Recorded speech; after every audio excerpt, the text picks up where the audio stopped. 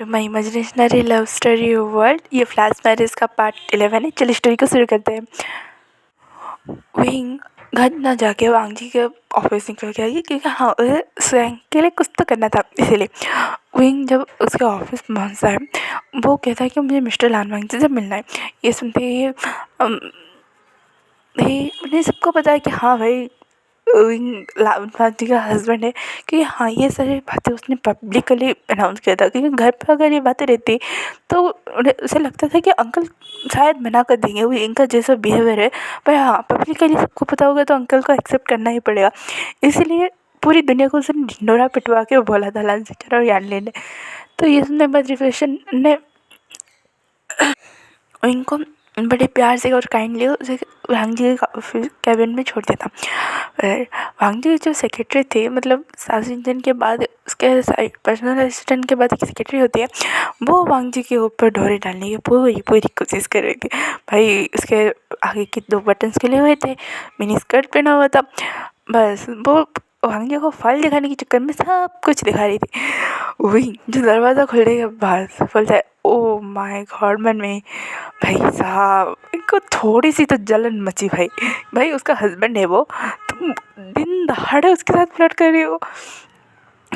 वही बस देख रहा था उस क्रिकेटर के हर एक मूव को, और वांगजी को नोटिस कर रहा था कि भाई जी तो पोकर फेस से लेके वहाँ पे बैठा है। उसे देख भी रहा था कि हाँ वांगजी थोड़ा चिड़ा हुआ है, उसका गुस्सा वाला लुक उसे समझ में आ रहा था।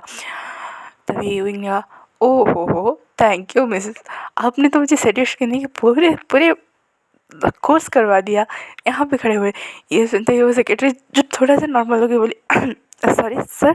तो वही ना अरे डरो मत मैं कुछ नहीं करूँगा, आपने तो मुझे ही बता दिया कि मेरे हस्बैंड को कैसे सेड्यूस करना नहीं चाहिए जिसे वो मेरे ऊपर देखना ही भी बनेगा। तो भांजी गया, मन में हंसी तो आ रही थी, बस वो कंट्रोल कर रहा था। सेक्रेटरी आपको कोई गलत फैमिली तो हुई ना? गलत फैमिली रियली? तुम्हारे ऊपर के 2 बटन्स खुले हुए, तुम मैंने इसका ओफ आशिक बॉय, अगर मुझे लड़कियाँ पसंद होती ना मिस, मुझे ये देखो उल्टी आ जाती, और तो और मेरे हस्बैंड को भी आ ही जाएगी। तो प्लीज़ आप यहाँ से निकलेंगे या फिर मैं निकालूँ? तो वो सेक्रेटरी जो था ना वो वहाँ से निकल रहा था। अपने भाई ने कहा यू आर फायर। ये सुनते ही सेक्रेटरी भाई अब क्या हुआ, मतलब अभी तक तो कुछ रिएक्शन नहीं था, वैसे ही हस्बैंड आते ही फायर। तो सेक्रेटरी ने कहा प्लीज़ सर अंजना का मुझे सीरियस करने के बारे में सोचने से पहले ना तुम्हें प्लीज़ सर के बारे में सोच लेना चाहिए था। ये कहने के बाद वहाँ से वो सेक्रेटरी रोते हुए निकली। तभी साउथ इंडियन अंदर आते बोला ये भी गया गई। तो अंजना ने कहा कोई ढंग का लेके आओ। तो साउथ इंडियन ने कहा अब सारे ढंग के ही आएंगे। वैसे विंग तुम्हें यहाँ पे आने के सिवा मांगने को भी हाँ थोड़ा अटपटा लगा कि विंग यहाँ पे क्या कर रहा है। तो इन्हें गगा वो ना मुझे आपसे बात करनी थी। तो सासिंदर ने बोला हाँ बोलो। तो इन्हें आपका फ़ोन नंबर चाहिए था। तो ये सुनते ही वांगजी और सासिंदर दोनों ही इनको देख रहे थे। तो इन्हें कहा एक्चुअली ना वो ना वांगजी को हर बार कॉल करने में फ़ोन में होते ना, तो मैं आपको ही कॉल करूँगा जब अगर मुझे कुछ चीज़ों की ज़रूरत होगी। तो सासिंदर ने कहा हाँ। तो हंस के वांगजी को देखने लगा। तो वांगजी क्यों मुझे कॉल करने में क्या प्रॉब्लम है? तो इन्हें अरे प्रॉब्लम की बात नहीं है, वो समझो ना वांगजी। तो वांगजी ने क्या समझना है मुझे? उन्हें गहरी सांस छोड़ते हुए बोला उनका कहा वो स्वयं है ना बस सिर्फ बात करना चाहता है आपसे। तो सासू ने कहा और तुम मेरे दिल बन के यहाँ पे आए हो। तो इन्हें कहा प्लीज़ ना वो बहुत अच्छा लड़का है, हाँ थोड़ा शैतानी करता है, उसकी फ्लर्टिंग वाली जो बातें होती है बस सबके साथ फ्लर्ट करता है, पर पक्का कहा वो वैसा नहीं है, बहुत ही सिंसियर है। आपको देखने के बाद तो उसने फ्लर्ट करना बंद कर दिया। ये सुनने के बाद सासू ने थोड़ा सा मुस्कुराए। उसके बाद कहा वो मुझसे बहुत छोटा है। तो इन्हें कहा प्यार में थोड़ा ना देख के हो क्या जाता है, जैसे मेरी और बांकी के बारे में देख लो, सासू तुम दोनों प्यार करते हो। तो इन्हें अरे नहीं हम दोनों प्यार नहीं करते, शादी में केस वाले भी देख लो, हम दोनों ने शादी की ना, और बेसिकली स्वयं आपको सिर्फ परस्यू करना चाहते हैं, अगर ठीक है तो है वरना न।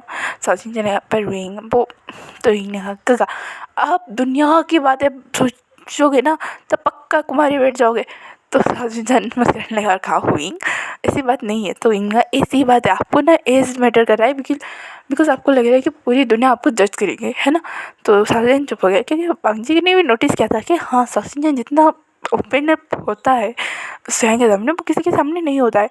तो मांगने का कोई ज़रूरत नहीं है, सासू जान तुम्हें उसे बताने की कोई ज़रूरत नहीं, ठीक है। तो सासू जान ने हाँ कुछ नहीं कहा, और उसके बाद मांगजी ने उसे काम दिया और वहाँ से भगा दिया। तो उसने कहा तुम्हारी क्या प्रॉब्लम थी, नंबर मिल जाता ना, मैं बना रहा था ना गगा को। तो मांगजी ने कहा अगर तुम मुझे बनाते तो ऑफिस नंबर देता, पर्सनल नंबर दोगे। वही बस शौक हो गए मांगजी को, ऊपर से नीचे देख रहा था, साइड से साइड, और कह रहा था क्या सच में तुम वही लान मांगजी हो जिसके बारे में मैंने सुना था, या फिर कहीं पे चेंज हो रहा है कहीं पे। वो घूम रहा था और मांगजी को चारों ओर से स्कैन करके देख रहा था कि भाई क्या मांगजी चेंज हो गया है। तब मांगजी का जो तेज था ना वो थोड़ा मुड़ गया, और वहीं से ही था मांगजी के गोद में, और मांगजी और वहीं एक दूसरे को देखे जा रहे थे। तो वहीं ने कहा भाई रे तुम बहुत ज़्यादा मस्क लग रहा। तो मांगजी ने कहा श्राप उठो समझे कहेंगे। तो मांगजी उठ गया और मांगजी ने साउथ सिंचन का नंबर उसे दे दिया, और वहीं ने वो क्या मैं यहीं पर रह जाऊँ। तो मांगजी ने कहा पर क्यों तुम्हें घर जाके रेस्ट नहीं करना। तो ना है वो अगर घर जाऊँगा ना अंकल फिर से कुछ ना कुछ ये करो वो करो ऐसे करो ऐसे बैठो ऐसे खाओ, और मुझे नहीं सुनना है मांगजी। तो मांगजी समझ गया कि हाँ अंकल थोड़े रूट तो है विंग के साथ, उन्हें पता है डे वन से। तो मांगजी ने अच्छा ठीक है तुम इस ऑफिस के उस बुक को निकालो। उस बुक को निकालते ही कमरा खुल जाता है, और वो विंग बस बुक कमरे को देख के वाओ उसके मुँह से ही निकलता है और कुछ नहीं। तो उसने कहा ये क्या है। तो मांगजी ने कहा मेरा एक सीक्रेट रूम है, तुम यहीं पे रेस्ट कर सकते हो, और अगर तुम्हें कुछ और चाहिए तो मुझे बता देना, मैं सासू जन को कह के मंगा दूँगा। तो इन्हें मुझे कुछ नहीं चाहिए, बस मुझे अभी सोना था, खाना तो अभी नहीं चाहिए, घर जाके खाने लगी। ये कहने के बाद विंग वहाँ पे चला गया और सोने के लिए। मांगजी विंग को देख रहा था कि हाँ उसे सारी चीज़ें हैंडल करने में प्रॉब्लम हो रही है, उसे अंकल जी के साथ डील करना पड़ रहा है, कॉलेज में डील करना पड़ रहा है, फिर भी मांगजी कुछ नहीं कहता क्या। हाँ उसे लगा कि नहीं उनकी पर्सनल फेज में उसे अभी घुसना नहीं चाहिए, और नहीं वो घुसेगा क्योंकि उन्हें पता ही है 6 मंथ की शादी है और बस उसे कटना होगा, क्योंकि उनको किसी और से भी प्यार हो सकता है और कोई और होगा। और मांगजी को जिसे काम से ही अपना पहला प्यार वो समझ बैठा है, उसने तय कर लिया था कि हाँ अब शादी वादी की उम्र निकल चुकी है और उसे शादी वादी नहीं करनी है, उसके दिमाग में ये फिट हो चुका था। तो मांगजी अपना काम कर रहा था, उसने मीटिंग्स हैंडल की, बहुत सारी चीज़ें हैंडल की। ऐसे कहीं बाहर भी जाना पड़ा, वो आगे जाके वही कहीं पर और उसे बहुत टाइम लग जाता था। ऐसे करके पूरे रात के 9 बज गए थे, और साउथ इंजन और मांगजी बातें कर रहे थे और काम कर रहे थे। तो फिर उस वैसे बाहर आया और कहा कितना टाइम हुआ है, मुझे घर जाना है मांगजी। तो मांगजी ने कहा ठीक है चलते। तो इन्होंने कहा कितना हुआ है। तो मांगजी घड़ी देखते कहते 9 बज गए। तो इन्होंने कहा ओ 9 बज गए, अच्छा तुमने डिनर किया। मांगजी ने अपने सर नाम हिलाया। तो ने कहा तो तुम डिनर नहीं करोगे। तो वांगजी ने कुछ नहीं कहा, क्योंकि हाँ उसका डिनर टाइम फिक्स होता है, अगर उस टाइम में करता है तो करता है, वरना वो स्किप हो जाता है। तो वांगजी ने कहा नहीं मुझे नहीं करना। तो इन्हें कुछ ज़्यादा रिएक्ट नहीं किया, क्योंकि हाँ उसे प्रेशराइज करना तो नहीं करेगा वो, पर हाँ खिला तो देगा कुछ ना कुछ वांगजी को। तो इन्हें अपना सर हाँ हिलाया, वो गया अपने बैग ले आए, और फिर वांगजी और साउथ इंजन निकल रहे थे। साउथ इंजन को थोड़ा और काम था, इसलिए वो फाइल्स वगैरह ले कलेक्ट करने के बाद वो वहाँ से दूसरे कार में निकल के घर के ओर निकल चुका था अपने वांगजी। और वहीं जा रहे थे। तो वहीं मुझे भूख लगी है, घर जाऊँगा तो अंकल डांटेंगे, अभी इतना देर हो गया है ना, तो क्या कुछ स्ट्रीट फूड खाए। तो वांगजी उनको देख रहा था और कहा कि वो अनहेल्दी है। तो इन्हें कहा अनहेल्दी कुछ नहीं होता है, अब वो सब आपके दिमाग की माया है। तो मांगजी ने कुछ नहीं कहा। तो एक स्ट्रीट फूड स्टॉल आया, उसने मांगजी के खाने के बारे में नोटिस किया था कि हाँ ये लंच बहुत ज़्यादा स्पाइसेस नहीं खाते हैं, पर हाँ थोड़ा बहुत खाते तो है। तो इन्हें उसने वहीं पर रोकने को ड्राइवर को बोला और कहा चलो मुझे अकेले नहीं खाना। तो मांगजी ने कहा वो मैं तो इन्हें कहा चलो ना, वैसे क्या है 6 महीने की बेचारे पति की बात सुन लो। ये सुनते ही वांगजी थोड़ा हंसने लगा। उन्हीं ने कहा तुमने हंसा, तुमने अभी हंसा। तो वांगजी ने कहा हाँ तुम्हारी बातें थोड़ी फनी तो होती है, वह ठीक कह रहे थे, तुम बहुत ज़्यादा बड़े सिर हो। तो इन्हें वो तो मैं हूँ। उसके बाद वांगजी को लेके हुई स्ट्रीट साइड फूड पे बढ़िया। वांगजी जो अपना मतलब बस बैठा था वहाँ पर, उसे फ्रेंड कर लिया था कि नहीं उसे खाना नहीं है, बस विंग को कंपनी देना है। तो विंग जैसे खाना ले आया 2 बाउल दो बाउल में रामेन भर के बस वही ना अपने खाने में इतने चिलीज ऑयल डाले कि वही देख वही के ऐसे खाने को देख के वांगजी का वो तुम्हारा खाना तो इन्हें अरे टेंशन मत लो, मुझे इतनी चिलीज पसंद है, ऐसे तुम खाओ, ट्राई करो, एक बार तो ट्राई करो, वरना मैं खा लूँगा, अगर तुम्हें अच्छा नहीं लगा तो। वांगजी डरते डरते ये विंग के साथ वो खाने लगा वो रामेन को, और उसे इतना अच्छा लगा कि उसने और एक रामेन मांगा और वो क्या विंग स्माइल कर रहा था और वांगजी को देख रहा था। यहाँ पे दूसरी ओर जियांग चांग जो कॉलेज के टाइम से निकल चुका था यानली की चीज़ें की मदद करने, उसने अच्छी खासी मदद की थी। यानली ने उसे अच्छे से काम समझा दिया था और देखा था कि हाँ जियांग चांग काम को जल्दी से कैप्चर कर लेता है, इतना प्रॉब्लम नहीं होता है। तो यानली बहुत ज़्यादा खुश हो गई थी कि उसका भाई कितना ज़्यादा अच्छा काम करता है, तो वो काम उसे सिखाने में। और उसने जियांग चांग को पता चला कि वो लांस के साथ ज़्यादा इन्वॉल्व है बिजनेस को लेके, तो उनका लांस के यहाँ जाना आना रह जाता है। तो उसे जब ये पता चला कि भाई इन दो ब्रदर को आफ्टर 6 मंथ भी देखना पड़ेगा, तो वो जियांग को थोड़ा awkward लगा था। ये बात जैसे यानली को पता चलेगा तो यानली ने जियांग चांग को बैठाया और पूरी बात समझाई कि देखो बिजनेस अपना काम है, प्रोफेशनली वो करो, पर्सनली जो चाहे वो करो, ठीक है। तो जियांग चांग ने अपना सर हाँ में हिला दिया था और वहाँ से चले गया था। जियांग चांग वहाँ से निकलते वक्त उसे फ़ोन आया कि मोशन नहीं होगा। मोशन नहीं होने का, अरे जियांग वो मुझे कुछ बताना था, तो जियांग चांग ने बोला हाँ हाँ बताओ। तो मोशन नहीं होगा, मेरी शादी मतलब भाग के कोर्ट मैरिज कर रहा हूँ, विटनेस के लिए तुम चाहिए। तो जियांग चांग ने हाँ हाँ ठीक है, अब कोई प्रॉब्लम नहीं है। वैसे कौन है, तो मोशन ने कहा वो एक सीक्रेट है, तुम आओगे तो तुम पता चलेगा। तो जियांग चांग ने कहा सीक्रेट विक्रेट कुछ नहीं है बेटा, मैंने तुम्हारी फ़ोन चेक कर लिया था उस दिन, सुसे था ना उसका नाम। तो मोशन ने कहा जियांग चांग तुम बहुत बुरा। तो जियांग चांग नाम बुरा कुछ नहीं, कहाँ है बता दो। तो मुझे ने टाइम और एड्रेस भेज दिया और यहाँ पे। तो जियांग चांग ने अपना सर हाँ मिला दिया। यहाँ पे दूसरी ओर लायंस चान अपने कैबिन में सारी चीज़ें समेट के जाने वाले थे, तभी उनका बेस्ट फ्रेंड का मतलब वो नया कहा हे सुसे तुमने फ़ोन किया। तो सुसे ने कहा अरे पता है मेरी मैं शादी करने वाला हूँ। तो लायंस ने घर वाले मान गए तुम्हारे। तो सुसे ने कहा अरे घर वाले मान जाते तो क्या ही होता, छोड़ो मैं भाग के शादी करने वाला हूँ। तो लायंस ने कहा सच में। तो सुसे ने कहा हाँ हाँ सच में।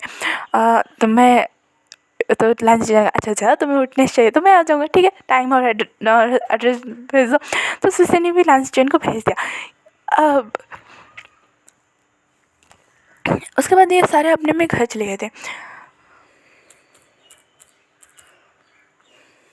वांगजी विंग को देखे जा रहा था, बस विंग कैसे खा रहे है उसे उसके हाँ उसके उसे स्पाइसेस पसंद है, पर उसके ओठ पूरे लाल हो चुके थे, उसके आँखों में थोड़ा थोड़ा सा पानी आ चुका था। भाई बस विंग हेवन टू ब्यूटी लग रहा था वांगजी को उस टाइम पे। विंग ने कहा हो गया, तो वांगजी ने कहा हाँ हो गया। उसके बाद विंग ने पेमेंट करने के लिए जैसे पॉकेट में हाथ डाला तो वांगजी ने कहा मैं पेमेंट करता हूँ। उसके बाद वांगजी ने अपना ब्लैक कार्ड निकाला, वो सबके पास वांगजी को घूरे जा रहा था। तो वांगजी ने कहा पेमेंट, तो सबके करने का सर शायद आप बहुत बड़े हो गए, शायद पहली बार यहाँ पे खा रहे हो। तो वांगजी ने अपना सर हाँ मिला दिया। तो उस वेंडर ने कहा यहाँ पे कैश ही चलता है, वरना हाँ आप ऑनलाइन पेमेंट कर सकते हैं। तो ये सुनने के बाद वांगजी थोड़ा ऑकवर्ड हो गया था। तो इन्होंने कहा कोई नहीं कोई मैं पेमेंट कर देता हूँ। ये करने के बाद इन्होंने पेमेंट किया। तो वांगजी ने सॉरी, तो इन्हें यहाँ पे क्यों, तो वांगजी ने तुम्हें पेमेंट करना पड़ा इसलिए। तो इन्हें देखो अब ये मत बोल देना तुम मेरे हस्बैंड हो, तुम्हें मेरी रिस्पॉन्सिबिलिटी लेनी चाहिए, हाँ लेनी चाहिए, पर इतने तो मैं भी कर सकता हूँ। और अगर तुम सच में मेरे हस्बैंड होते तो मेरे सजेशन होता ये कि मैं खुद कमाना चाहता था हूँ, खुद अपने पैसे खुद पे उड़ाना चाहता हूँ। हाँ तुम चाहोगे तो मुझ पर उड़ा सकते हो, पर हाँ मैं अगर तुम्हारे ऊपर कुछ खर्च करूँ तो तुम्हें भी उसे एक्सेप्टेडली लेना होगा, मतलब इक्वालिटी। तो ये जानने के बाद वांगजी को इनका जो थॉट प्रोसेस है वो उसे अच्छा लगा। तो वांगजी ने हाँ में सर हिलाया और वो दोनों घर चले गए। तभी लैंड ग्रैंड जो हुए नहीं थे वांगजी के टेंशन में कि विंग भी घर नहीं आया था। हाँ उन्हें विंग पसंद नहीं है, पर हाँ एक रिस्पॉन्सिबल पेरेंट्स तो नहीं आना था उसे उनके केक पे गए। तो विंग आते ही बोले तुम्हें इतनी देर क्यों हो गई और तुम कहाँ थे, अगर कहीं पे थे भांजी के साथ भी थे तो मैं मुझे बताना चाहिए था, तुम इतने केयरलेस कैसे हो। तो इन्होंने कहा अंकल मैं केयरलेस कैसे हो सकता हूँ, मैं तो बस। तो लैंड ग्रैंड ने कहा आजकल के बच्चे मेरे बात के शुरू हो जाती कहीं पे। ये कह के लान कुरैन वहाँ से चले गए थे। विंग थोड़ा सैड हो गया था। उसके बाद विंग ने कहा चले ऊपर, तो वांग जी ने कुछ नहीं कहा और विंग को फॉलो करने लगा। विंग को फॉलो करके विंग से था, उसे थोड़ा बुरा लगा था, उसने बैग वहीं पे रखा और कपड़े फ्रेश होने के लिए कपड़े लेके वहाँ से चला गया। विंग फ्रेश होके आ रहा था, उसके बाल गीले थे, वो टॉवल से अपने बालों को अपने बालों को ना थोड़ी सी रफल करके उसे गुनगुनाते हुए वो बाहर आ रहा था। बस भांग जी इनको देखे जा रहा था। भाई भांग जी इनको इनकी बेटी को मतलब मेस्मराइज होके उसे घूरे जा रहा था। भाई ऐसा वाला रिएक्शन भांग जी था। पर किसी ने नोटिस किया तो भांग ने कहा भांग जी तुम, तो भांग जी भी वहाँ से उठ गया और फ्रेश होने लगा। अब सबसे बड़ा सवाल था कि भांग जी और विंग एक ही बेड पे सोएंगे क्या। वो दोनों एक दूसरे को देख रहे थे और बेड को देख रहे थे। तो विंग ने कहा सो क्या सो जाते हैं। तो भांग जी ने कहा ये विंग को देखने लगा। तो विंग ने कहा देखो वैसे भी हम हस्बैंड है फर्स्ट थिंग, सेकेंड थिंग हम एडल्ट हैं, हम पिल्लो लगा के सो जाते ही। तो भांग जी भी लाइक ये एडल्ट वाली थिंग है। तो विंग ने कहा और क्या करें, एक काम करते एक एक घुसा घुसा मार के बेड को दो हिस्सों में कन्वर्ट कर देते। ये सुनते भांग जी ने कहा कोई जरूरत नहीं, हम बीच में पिल्लो ही लगा के सो जाते। क्योंकि हाँ भांग जी को एक पल के लगा कि हाँ विंग ऐसा कर सकता है। तो भांग जी ने मना करके वहाँ पे सो गए थे। और विंग और भांग जी को दोनों को नींद नहीं आ रही थी। वो करवटें बदल बदल बदल रहे थे, नींद तो नहीं आ रही थी। तो विंग उठ के बैठ गया और कहा तुम्हें नींद नहीं आ रही ना। तो भांग जी ने कुछ नहीं कहा। तो विंग ने कहा अरे कुछ तो बोलो, तुम हमेशा मोम की तरह रहने के बारे में क्यों सोचते हो, कुछ तो बोल दो। तो भांग जी ने कहा मुझे नींद नहीं आ रही है, मैं ऑफिस का काम करने जा रहा हूँ। ये कह के वो वहाँ के साइड के स्टडी टेबल पे चला गया और वहीं अपना फ़ोन निकाल के अपना गेम ऑन करके वो खेलने लगा। हाँ उसे पता है कि भांग जी भी कमरे में, इसलिए वो साउंड ऑफ करके खेलने लगा। करीब 1 या 2 बजे के आसपास इन दोनों को नींद आने लगी और वो जैसे तैसे करके सो गए थे। सुबह भांग जी 4-5 बजे उठने वाला उठ गया था। उसके थोड़ी सी आँखें डार्क सर्कल हो गई थी। तो वो उठ के फ्रेश होके नीचे आ गया था। अपनी सारी वर्कआउट ख़त्म करके सारी चीज़ें जो डेली वर्क में वो करता है वो कंप्लीट करके नीचे आ गया था। वही जो 1 बजे सोया था वो सोया पड़ा भाई साहब। उसकी तो नींद आज कॉलेज मिस हो जाए वो उठेगा ही नहीं। भांग जी को लगा कि उसे एक बार उठा लेना चाहिए। लान कुरैन और लान सिचन भांग जी की जो ब्लैक थोड़ी सी ब्लैक हो गई थी उसकी आँखों के नीचे अंडर आइज, वो देख रहे थे। मतलब लान सिचन ने कहा भांग जी क्या कोई प्रॉब्लम है। तो भांग जी ने नहीं कहा क्यों। तो लान सिचन तुम रात में सोए नहीं थे। तो भांग जी ने वो कुछ काम कर रहा था। तो ये कहने के बाद लान सिचन को हाँ समझ लग गया कि हाँ भाई वो सच में कुछ काम कर रहा है। तो लान कुरैन ने जो भी कर रहे थे उसे बताने की कोई ज़रूरत नहीं। लान सिचन और भांग जी कुरैन अंकल को देख रहे थे भाई इन्हें क्या हो गया। तो अब लान सिचन को लगा हाँ ओ ओ वो हंस रहे थे। तो भांग जी लाइक क्या हो गया इन दोनों को। उसके बाद भांग जी अपने रूम में आता देखता है वही फसड़ के फैल के सोया है। तो भांग जी ने गहरी सांस ली और विंग को उठाने लगे। Wing wing wing. तो विंग ने कहा कुछ हुआ कहीं भी। तो भांग जी ने कहा तुम कॉलेज के लिए लेट हो रहे हो। तो विंग ने कहा हाँ अच्छा ये बात है, कल रात नींद नहीं आई थी ना इसी वजह से। तो भांग जी ने कहा क्या तुम। तो विंग ने कहा वो डोंट वरी, मैंने कल बाइक के लिए बोल दिया था, सुबह ऑर्डर डिलीवरी हो गया होगा। तो विंग ने पुतला बोले। तो भांग जी ने कहा क्या तुम खुद जलाने वाले हो। तो विंग ने हाँ गगा ने सिखाया था और बहुत दिन हो गए थे, मुझे लगा कि सेमेस्टर ख़त्म होने के बाद मुझे गगा दिलाएंगे पर कोई ना चलता है। तो भांग जी ने अपना सर हाँ मेला और वहाँ से वो अपनी फाइल लेके चले गया। विंग फ्रेश होता है और वहाँ से अपने कॉलेज बैग निकल के चला जाता है। तभी लान कुरैन कहते इसे समय का कोई ज्ञान नहीं है कि वो वहाँ से चले जाते। विंग और लान कुरैन जैसे जैसे रह रहे थे एक साथ, उनके बीच थोड़ी थोड़ी जो कहते हैं ना मिसअंडरस्टैंडिंग बहुत बढ़ रही थी। लान सिचन ने टाइम देखा और कहा ओह नो सुसे के साथ है। ये कह के वो भी वहाँ से निकल चुके थे। यहाँ पे जियांग चंग जो फ्रेश होने के बाद ब्रेकफास्ट करता है और कहता है आज मैं कॉलेज नहीं जाऊँगा, थोड़ी लेट में जाऊँगा। ये कहने के बाद वो घर पे इन्फॉर्म करके वो मोशन की शादी में निकल चुका है जाता है। ये दोनों लान सिचन और जियांग चंग एक साथ मैरिज ब्यूरो में पहुँचते हैं और तभी कहते हैं यहाँ पे एक शादी है, ये जब बोलते एक दोनों एक दूसरे को देखते हैं तो जो रिसेप्शन था उसने कहा हाँ यहाँ पे एक शादी है।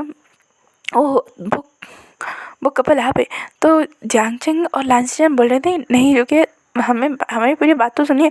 तो वो रिसेप्शन गया, बहुत टाइम हो गया है, आपने कितनी देर कर दी, आपको बहुत जल्दी आना चाहिए था। अब चलिए।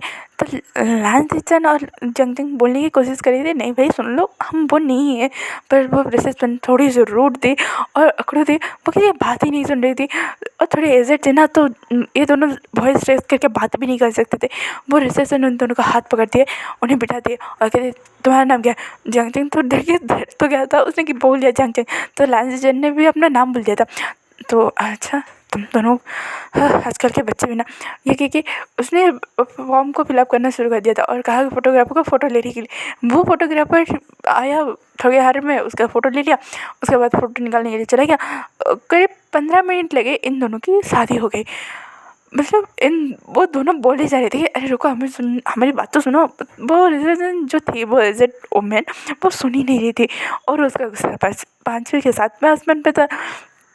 वो बोल रही थी कि आज के लिए बच्चे कुछ नहीं हो सकते कि ये नहीं वो नहीं, सारी बातें बताने की कोशिश करते ये वो से। हाँ कितना बकवास करते हैं, क्योंकि आज सुबह से मतलब कल रात से आज सुबह तक उसका नाइट शिफ्ट चल रहा था। वो मतलब कल ओनली उसने लव मैरिज ही करवाए थे और लव मैरिज कपल ने इसके दिमाग की देख कर दी थी, इसलिए उस ओल्ड एज के थोड़ी सी दिमाग खाए गए थे। जियांगचैंग बोल रहा था कुछ बोलो तो मैं क्या बोलूँ तुम बोलो, मैं बोलने के बारे में सोचा वो कितना गुस्सा कर रही है। तो जियांगचैंग ने कहा ओह इसी दौरान हमें शादी हो जाएगी। तभी इतना ही बोला था कि जियांगचैंग ने, तभी वो ओल्ड लेडी आके बोलती है हाय आज का काम ख़त्म। तो जियांगचैंग और लांसचैन बोले क्या? तो उस ओल्ड लेडी ने उन दोनों को मैरिज सर्टिफिकेट पकड़ाते होगा, अरे तुम दोनों की मैरिज ख़त्म हो गई, आज का टारगेट ख़त्म और मेरा काम भी ख़त्म। ये कह के वो वहाँ से निकल गई। लांसचैन जियांगचैंग एक दूसरे को देख रहे थे। उस मैरिज सर्टिफिकेट को उन्होंने ओपन किया और कहा शादी हो गई। जियांगचैंग ने लांसचैन के बाल नोचने शुरू कर दिया और कहा गधे उल्लू के बेटे तुम कुछ बोल नहीं सकते थे, हम दोनों की शादी हो गई तुम्हारी चक्कर पे। तो जियांगचैंग के ऐसा रूप देख के लांसचैन ने कहा शांत हो जाओ और मेरे बालों को छोड़ो, मुझे दर्द हो रहा है।